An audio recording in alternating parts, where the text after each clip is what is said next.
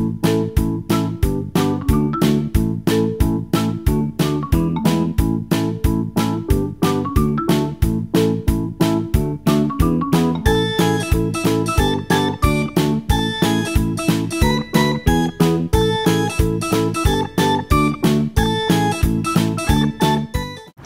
morning, guys. It's an early start of the day and it's freaking raining. We have to go back. Oh my gosh. Okay, take 2. Bumalik ako ng bahay para kumuha ng payong. Para paglabas ko, wala ng ulan. Kanina, ang lalaki ng patak. Anyway, it's an early start of the day kasi last night hindi ako nakapag-grocery because late na nakauwi si daddy, diba? Tapos, nag-offer siya na dumaan ng grocery pero sabi ko, ako na kasi wala akong maisip na ulam. Sabi ko, magre-research pa ako. Tapos, kagabi, na-research ko, napaka-social na torta, yung giniling. So, yun. Tapos, gagawa na lang ako ng egg drop soup for 7 Zak. Ang puti ko naman sa lighting na to. Ang ganda-ganda. Wala pang hilaan mo siya. Bumangon, nagbihis, lumabas. Anyways, good morning! Happy Friday! Kaya lang guys, yung mga instant powder na pwede sanang gamitin for anong tawag dito? For pulveron. Ito meron bagong pinakamaliit. 740. Huwag na uwi.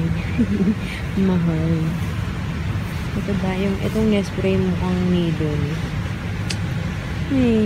Anyway, uwi naman na kami ng Pinas. So, makakain akong pulveron.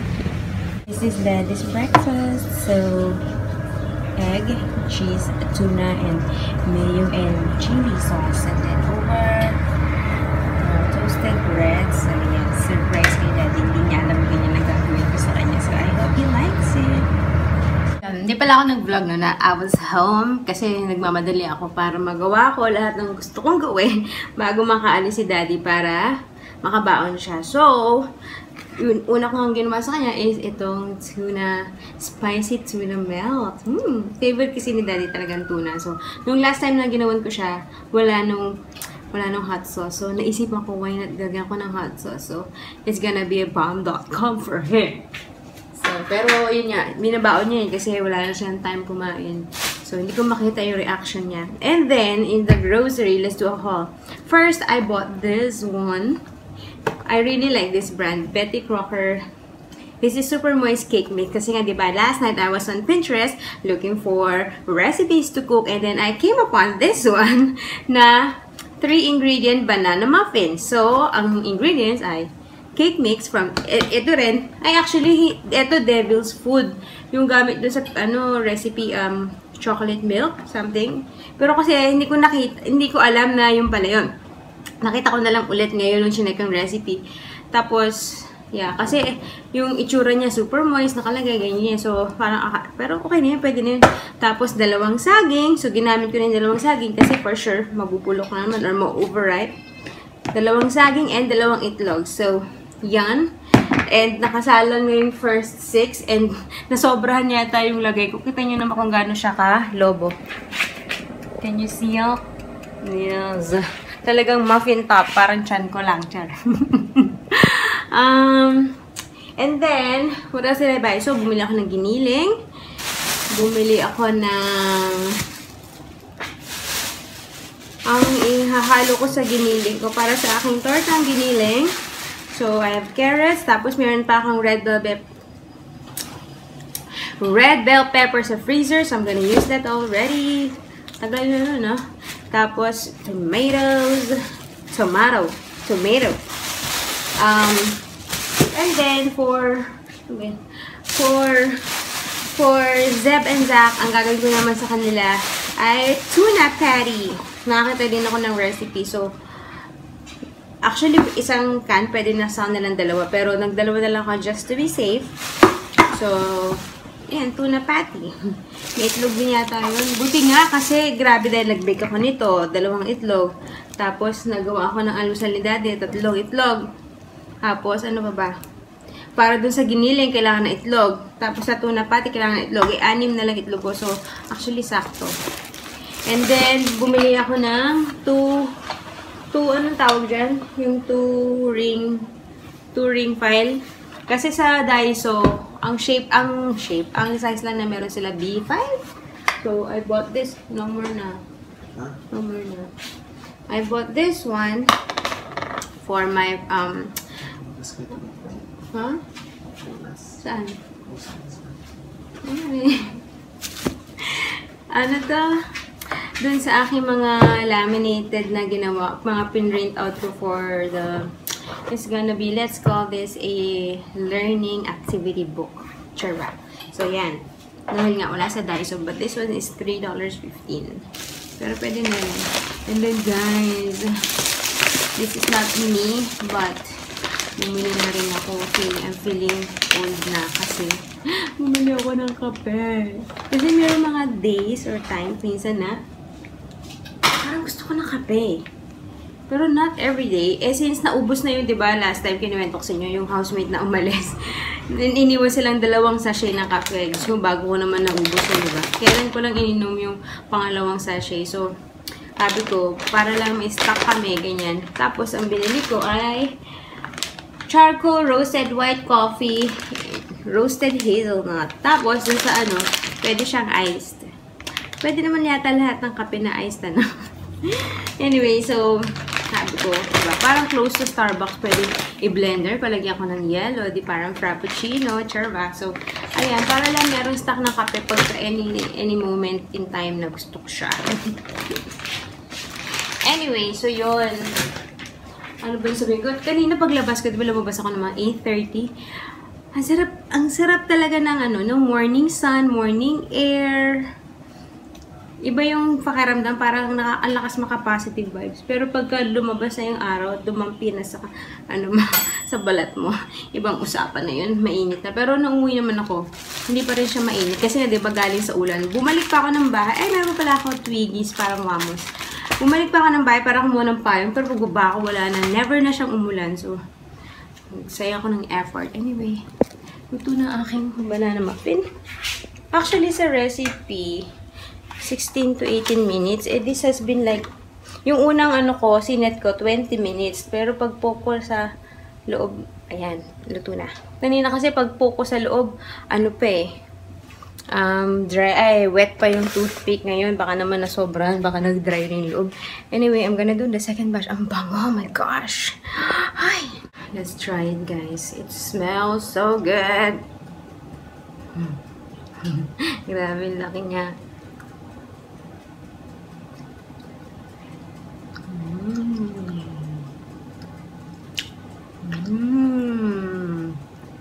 I love it.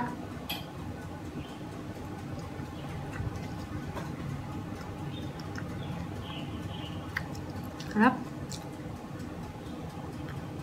So I made 6, 7, 8, 9. 9. Actually, I could have made more kung medyo binawasan ko yung lagay ko. Kasi ang dami kong nilagay. Kaya nga sumobra-sobra lang alasa. Siguro I could have made 12. 1 dozen. Anyways, pababakunin ko si Daddy kasi bago pa maubusan yung char. Na naman ako pero naubos din naman kaagad. Anyways, ay tayo. Okay guys, breakfast done. Busog. I need to start cooking. It's 10:45. Ayoko matulad kahapon na ang tagal kong natapos dahil ang late kong kumilos. So, yeah, let's do this. Hey guys, done na yung dalawa kumain and mabenta sa kanila. They love it. Actually, ako din. At saka kasi, nilagyan ko ng sausawan na sweet chili sauce. Si Zed, akala ko hindi kakayanin ni Zed. Hindi, actually, hindi naman siya ganun kaanghang. Mas more on the sweet side yung ano na yun, yung brand na yun. So, yun, nagustuhan ni Zeb. Kay Zach, hindi ko sinasawsaw. Kasi nung one time sinawsaw ko ni Luwa. Siguro sa kanya sensitive yung ano niya. Sa medyo maanghang. So, yun. Tapos ang gagawin ko na lang sa aking nagbati na ako ng itlog dito. Tapos, lalagyan ko ng paunti-unti. Tapos kung ano lang kakayanin niya na parang, you know, I think na kaya niyang i-hold yung pagiging torta niya or yung pagiging patty. Yun lang. Tapos the rest, itatabi ko muna sa Tupperware. Tapos, mamayang gabi, papabili ako kay Daddy ng itlog bago siya muwi. So, yun. Actually, luto naman na kasi yung giniling, no? Yung itlog na lang lulutuin. So, kung mamayang gabi man, kung gagawin, mas madali pa rin. So, yeah, let's do it. It's 12:40 na. Hi guys! Kain na tayo! I'm done. Naka-tatlong patty. Naka-tatlong patty ako out of sa isang itlog. So, I think I need one more egg. Grabe no? Kabitin ako.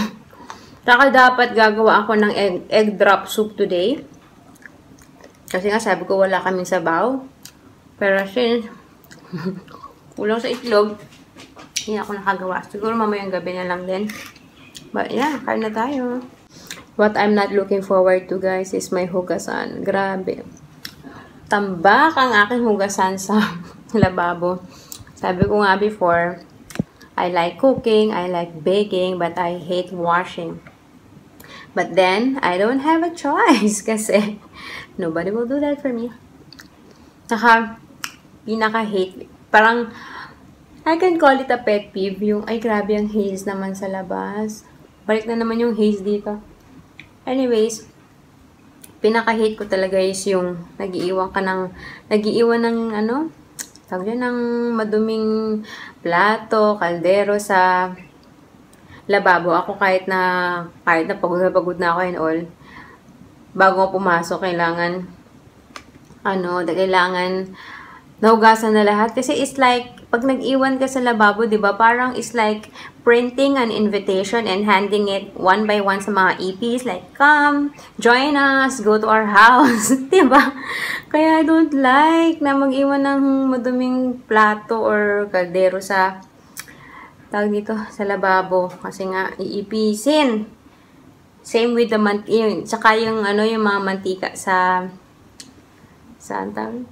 Sa kalan, yun din, nabasa ko din yun, kasi yung mga hilig ng ipis, mga dyaryo, mga papel, tawag dito, yun, tsaka mamantika, they like it, kaya, as much as possible, I try to eliminate them.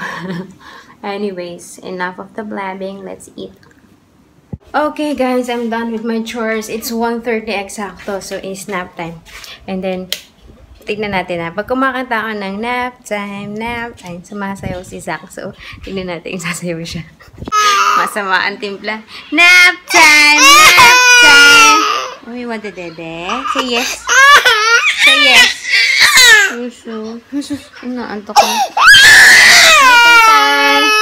Nap time! Nap time!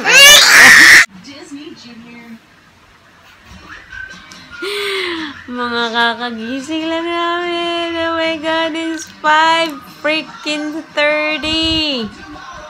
5:30, guys. Oh my gosh. Ah, you had a good nap?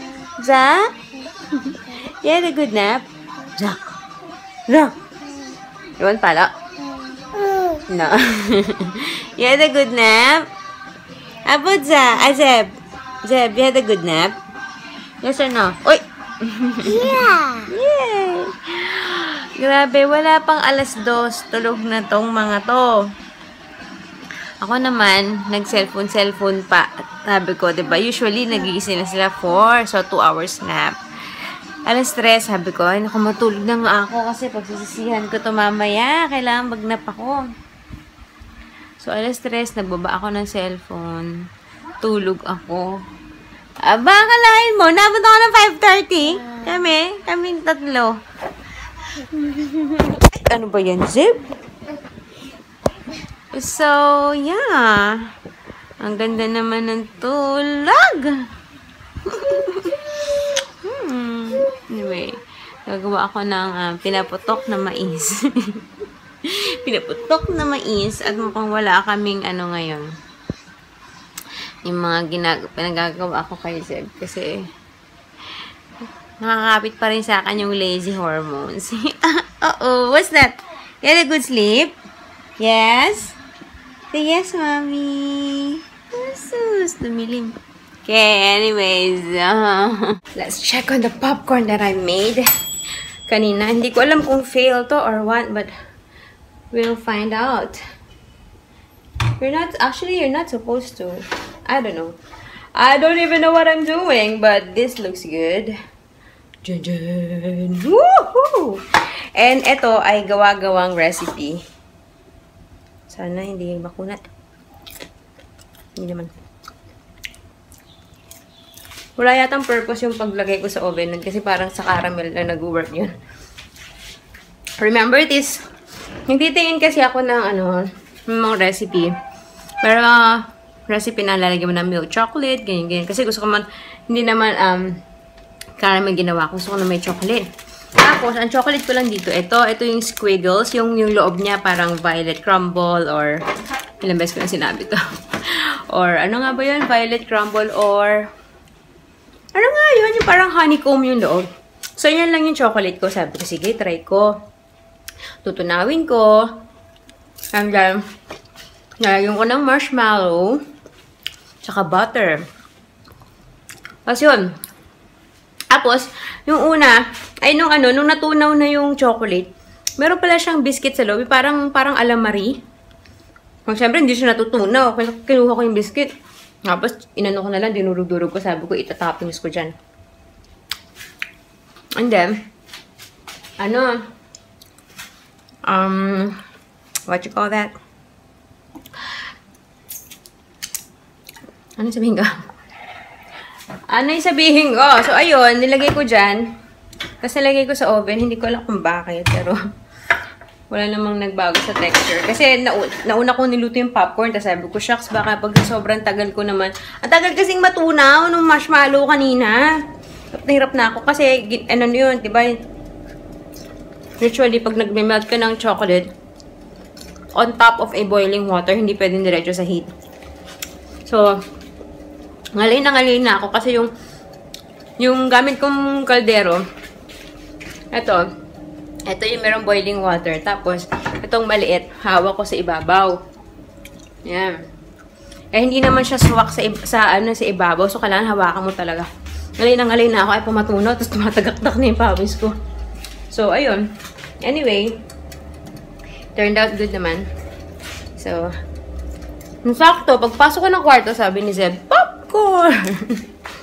Si Jack, hiniwalayan ko lang ng plain. So, tara, let's eat. Tapos paliliguan ko na sila. 6:30 na, grabe. Patapos na yung araw.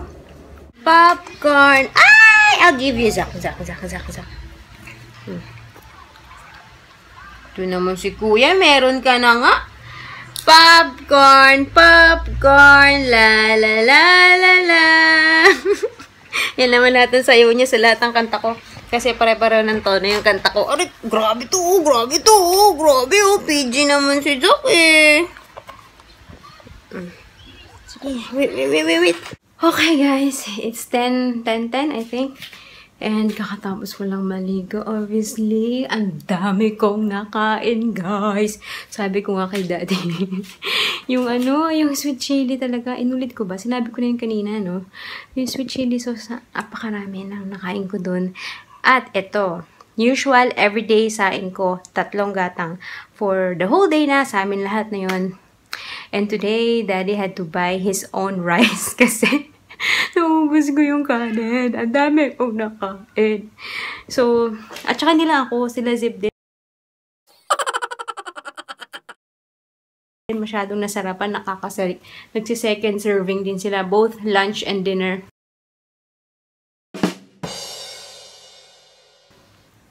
Nag-second serving sila. Usual lang naman yung kinuha ko sa kanilang. Yung amount ng kanin na kinuha ko, the usual, pero nakukulang sila. Sarapan din sila sa kanilang tuna patty. So anyways, ayun. So yung kanin kanina, ako lang nakaubos ng dami. Grabe. Basta naman ang diet. Anyways, good night, guys. I'm gonna see you tomorrow. It's nap time. Ay, nap time. It's sleeping time. Bye! Thanks for watching!